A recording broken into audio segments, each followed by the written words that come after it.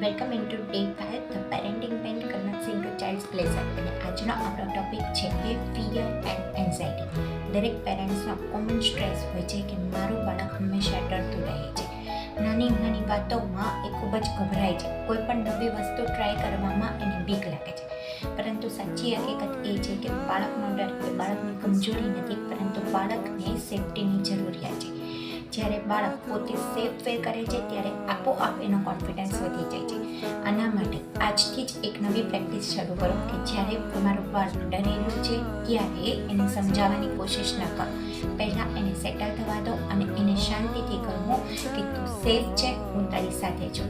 Because બાળકનો ડર ભગાવવા કરતાં એની સેફટી આપવી વધારે ઇમ્પોર્ટન્ટ છે.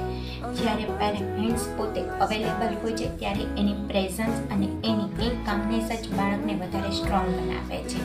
Thank you so much.